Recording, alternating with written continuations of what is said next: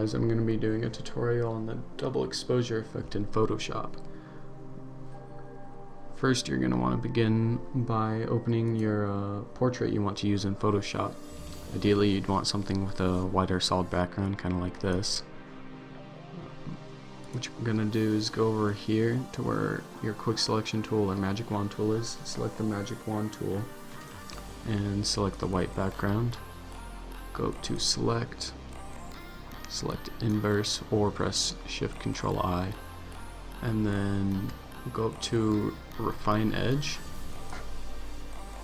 and then make sure smart radius is checked. I'm going to set my brush size to about 100 so that it's like just enough to cover the hair. Go around the edge of the hair like this, and then have it output to selection, and then click OK.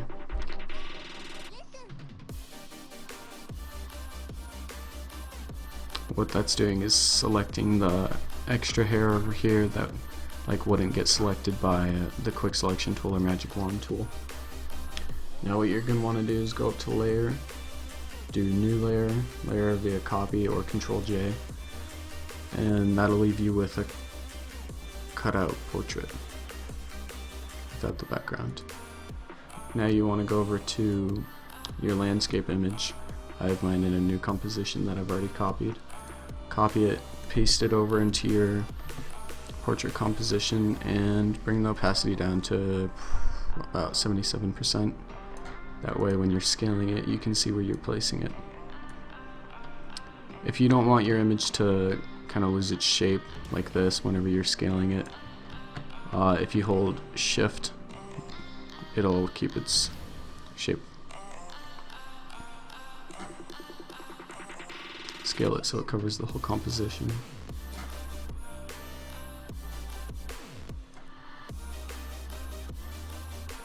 I'm going to set mine about right here. Now bring your opacity back up to 100%. And what you're going to want to do is go down to this layer, again your cutout one though, go to the thumbnail image, hold Control and click on the thumbnail image. That's going to bring up the selection you did a while ago on its face. Now go back up to your landscape layer right here, layer 2, and create a new layer mask. That's going to cut it out so it's shaped to the face. Now go over to blending modes, go to multiply, and that's gonna basically blend it to the portrait of the face. And I'm gonna bring my opacity down to about 85% so you can see more of the facial features. Now what you're gonna want to do is go down to your original layer, this one right here that hasn't had any changes to it. Make sure this is still visible though. Hit Shift plus F5. That'll bring up the fill menu.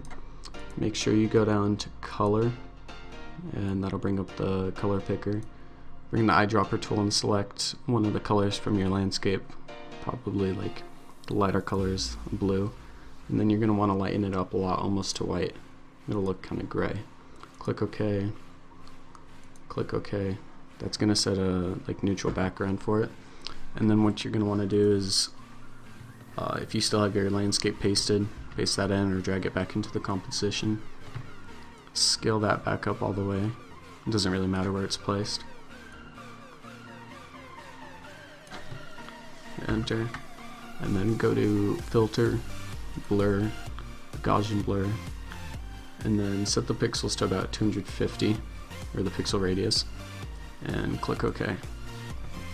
Now what you're going to want to do is, on this same layer, go down, make a new layer mask, go back to your brush, make sure it's on the color black, and then I'm going to set my brush 100% hardness and size probably 125, and then I'll do a soft brush and just outline the portrait.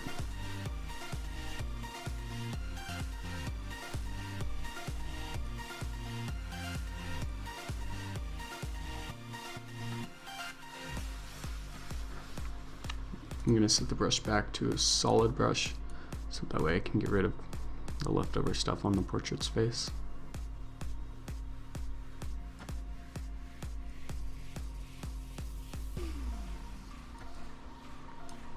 And now what you're going to want to do is go over to this layer's opacity, bring it down to, probably set mine to 17%, and that's just going to create kind of like a different tone for the background instead of that white background.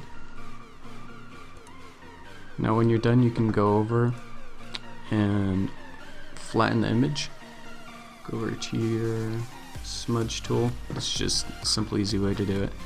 And these kind of like rigid pixels, just go along here with a small brush and kind of blend them together so it doesn't look so choppy.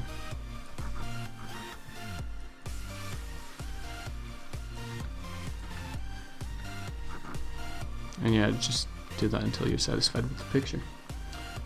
Thanks for watching, guys. That's it for this tutorial. Peace.